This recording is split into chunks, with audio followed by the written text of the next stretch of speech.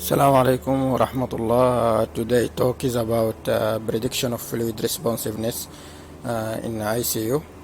Uh, we know need for prediction of fluid responsiveness has been raised to avoid unnecessary fluid administration and improve patient outcome because fluid overload associated with many complications such as pulmonary edema and acute kidney injury, and absolutely it increased mortality by 15% in ICU.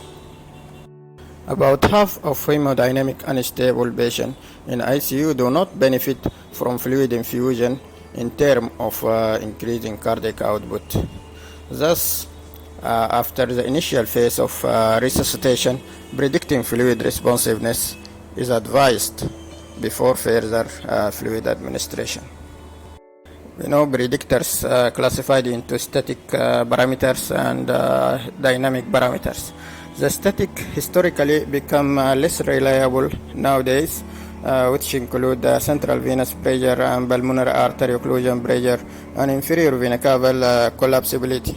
Therefore, the talk today is about dynamic parameters, which is more reliable. Dynamic parameters according to heart and lung interactions depending on positive pressure ventilation, which means the changes in intrathoracic pressure during mechanical ventilation affect the cardiac preload and afterload differently between the left and right heart side of the heart. This leading to circulated changes in pulse pressure and stroke volume. For pulse pressure variation and stroke volume variation, you need just arterial catheter connected to ordinary monitor, but this will not lead to direct measurement of cardiac output. And because both pulse pressure and stroke volume variation depend on positive mechanical ventilation, so it cannot be done in spontaneously breathing patient. Also, it is not accurate in cardiac patient with arrhythmia. In case of setting mechanical ventilation, tidal volume less than 8 ml per kg. Also is not accurate in patient with low lung compliance such as ARDS patient, and patient with increased intra-abdominal pressure also, and in case of open chest in operating theater. Both pulse pressure variation and stroke volume variation can be calculated through this equation, which is sum of maximum minus minimum over sum of maximum plus minimum divisor by 2. Pulse pressure variation occurs as a result of arterial pressure changes during positive pressure ventilation, while stroke volume variation occurs as a result of changes in intrathoracic pressure during mechanical ventilation. Currently, patients in ICU frequently ventilated using low tidal volume. So the reliability of using pulse pressure variation and stroke volume variation for fluid responsiveness prediction, it seems to be decreasing in the ICU environment. Respiratory variation of inferior vena cava diameter have been suggested as non-invasive parameters to predict fluid responsiveness in ICU. And unlike pulse pressure variation and stroke volume variation, it is not need for arterial line. It just down can be done by echo and bedside ultrasound. And also it is advantages applicable in patient with spontaneously breathing and patient with cardiac arrhythmia.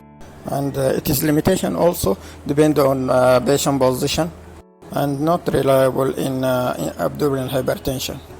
Respiratory variation of inferior vena cava diameter less accurate than stroke volume and pulse pressure variation to predict fluid responsiveness. And expiratory occlusion pressure, it mimic fluid challenge because it comes from increasing intrathoracic pressure during the inspiratory phase, which lead to increased venous return. This act as fluid challenge to predict fluid response. Technique need pulse contour analysis device such as pulse contour cardiac output, which is BICO, and lithium dilution cardiac output, acronym as LITCO, and Vigilio monitor with flow track. The advantage of end expiratory occlusion test that is easy to perform just stop mechanical ventilation at the end of inspiration for 15 seconds to see the change in cardiac index. Then cardiac output will increase by 5%, indicate fluid responsiveness.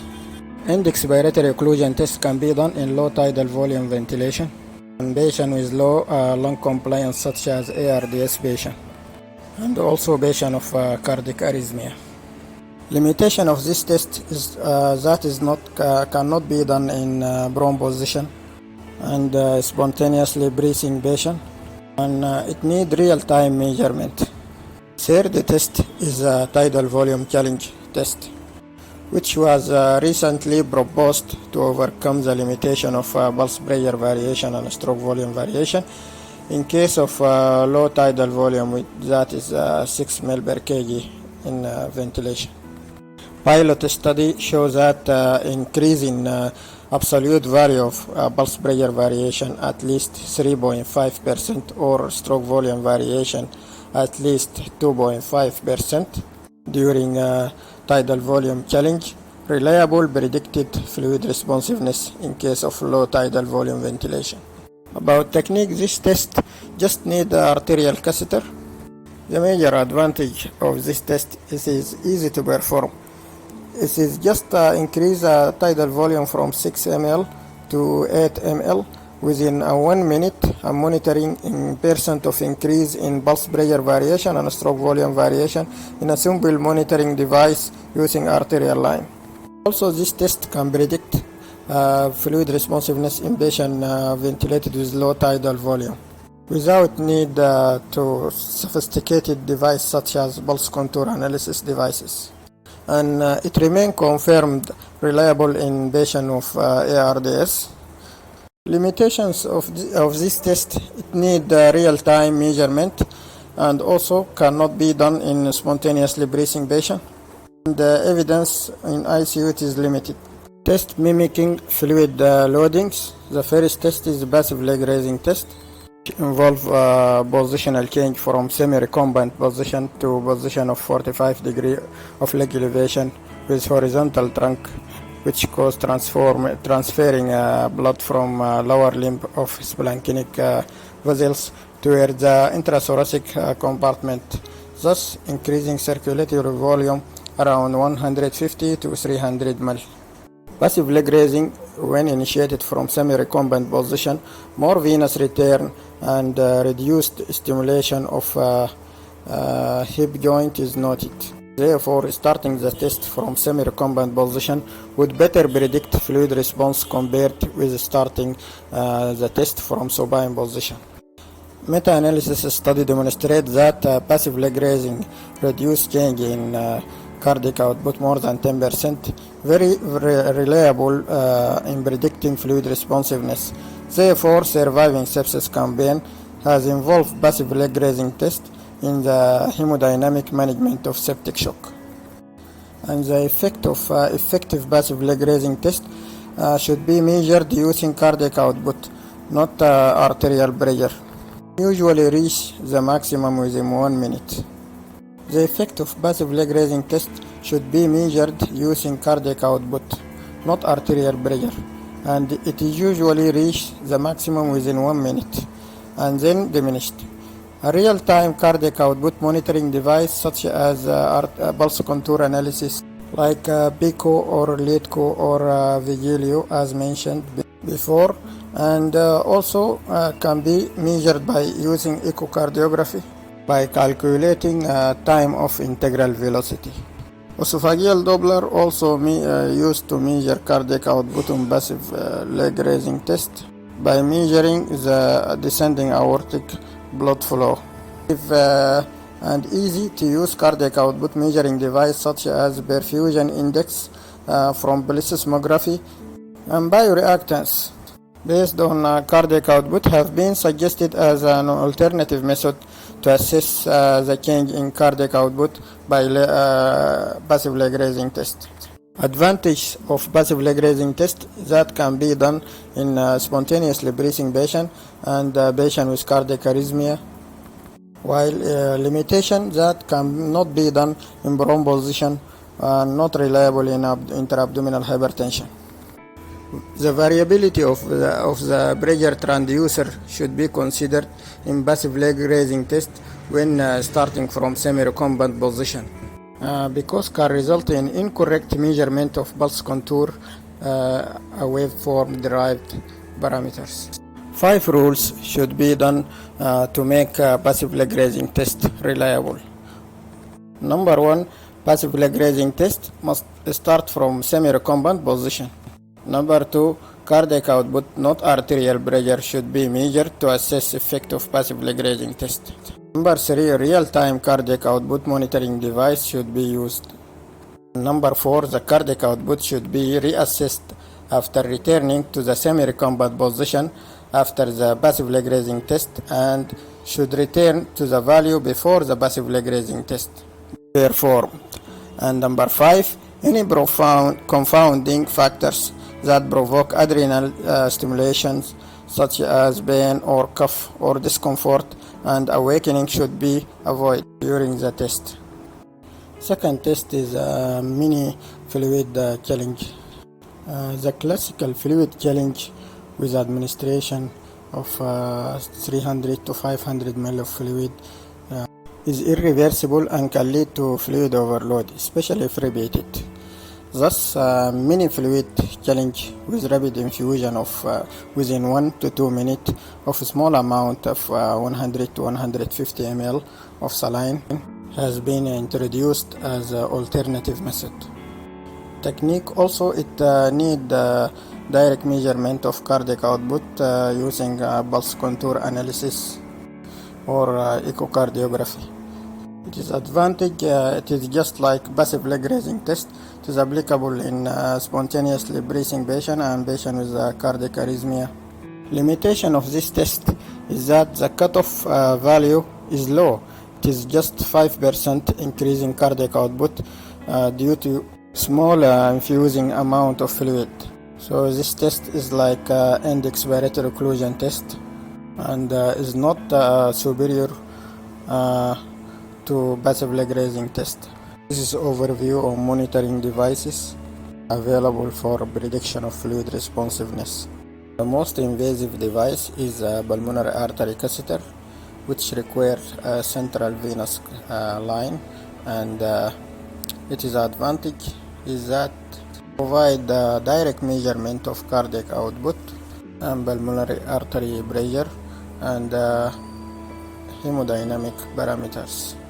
It is limitation including delay in determining the cardiac output, and the invasiveness complication include bleeding, infection, and arrhythmia. Recently, pulmonary artery catheter use in ICU decreasing due to invasive complication. Less invasive method is a pulse contour analysis device. And, this type of devices, it need arterial catheter or line. It provide continuous cardiac output monitoring. And, there is many pulse contour analysis device, but the commonest device is lithium dilution cardiac output and pulse contour cardiac output and Vigilio monitor. Its limitation is lack of accuracy in hemodynamically unstable patient or during use of vasoactive drugs. This is lithium dilution cardiac output monitor, one of the pulse contour analysis device. And a bolus of lithium chloride is injected intravenously and then detected by lithium sensitive electrode attached to arterial cannula. Lithium chloride can be injected via a peripheral venous line. It contraindicated in pregnancy of the first trimester and in patients less than 40 kg in weight, and in patients who taking treatment of lithium salt. Its reading may be inaccurate if there is a cardiac shunt. Like LEADCO, the BICO, which is a pulse contour cardiac output monitoring, it combines both pulse contour analysis and transpulmonary thermodilution technique.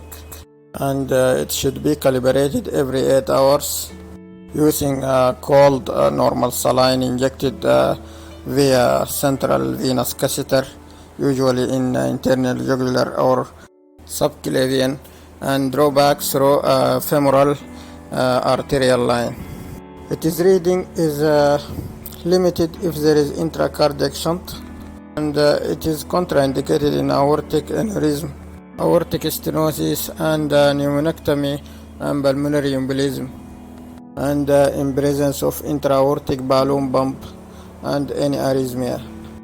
About Vigilio monitor, it is a direct monitor of cardiac output measurement, and it is a flow track sensor, doesn't need any calibration, but only it need the arterial line catheter. Pulse pressure variation, it just need two arterial catheter connected to ordinary monitor via pressure transducer.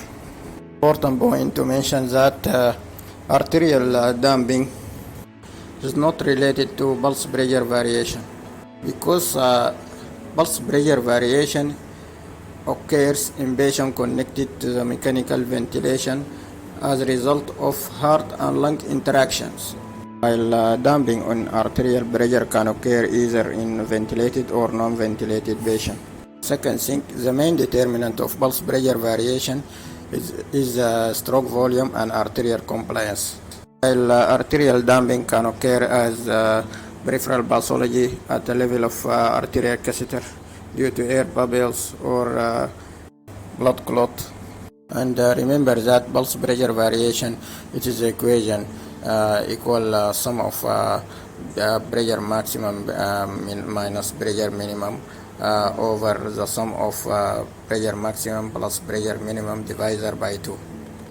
Transesophageal echo consider a less invasive method, but require expert enough operator, and it is advantage it offer real-time measurement of cardiac output, and can calculate stroke volume and ejection fraction. Limitation include operator dependency, and cannot be done if there is a pathology in the esophagus. Esophageal Doppler, also considered less invasive method, but requiring a trained expert personnel, and it is advantage it gives real-time monitoring of cardiac output. Still limitation include risk of dislocation, and if presence of any esophageal pathology is contraindicated. It measures the blood flow in the descending aorta. The shadow of the velocity is a triangle composed of peak velocity and stroke volume, the under area under the curve, and the time of the blood flow. Transesophageal echo is the commonest method used in intensive care after leg raising test, and it is non-invasive method but need trained personnel. Limitation to echocardiography bedside in ICU caused by patient position and operator dependency. Echocardiography in intensive care is very important bedside test. But hemodynamic have many advantage. It revealed the inferior vena cava collapsibility or diameter during respiration. Also reveal left ventricle end-diastolic pressure and stroke volume variation with repeated stroke volume measurement. And integral velocity time can be calculated through echocardiography. Other than fluid responsiveness, echocardiography used in intensive care for assessment of cardiac evaluation before connecting to mechanical ventilation, and also in case of difficult weaning, echocardiography assessment may be needed. Bioimpedance is considered a non-invasive method and easy to perform, but it is less reliable to assess fluid responsiveness, despite it is provide real-time monitoring of cardiac output. Limitation, as I mentioned, is the lack of reliability. The following test depend on heart and lung interaction, but it is less reliable. The first one is beep test. which you also need monitoring device of pulse contour analysis.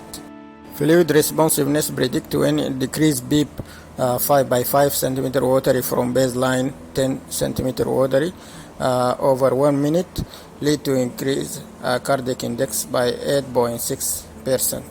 It is limitation also required real-time cardiac output monitor measurement. Also a lung recruitment maneuver using to fluid responsiveness through pulse contour analysis. Also it is easy to perform. It concludes from 4 steps. Step 1, use pressure control ventilation. Step 2, set respiratory rate to 0 and turn off the apnea alarm. Step 3, increase beep to 40 centimeter watery for 40 seconds. The result is the perfusion index will decrease by 81% over 40 seconds from baseline beep. Lung recruit maneuver is considered less reliable and can increase right ventricle afterload. Last test is sigh maneuver, and this is the lowest reliability among the test for fluid responsiveness. Need just arterial catheter to monitor pulse pressure variation occur during pressure support ventilation patient with spontaneously breathing. And so maneuver depend on setting peak airway pressure to 35 centimeter watery for 4 seconds. This test applied on patient spontaneously breathing on mechanical ventilation with pressure support mode with low set of pressure support. This test require further studies, and it is the most reliable among the other tests. Hemodynamic, one of the challenging practice and need more studies in critical care field. I hope this talk is brief, and thank you for listening and watching.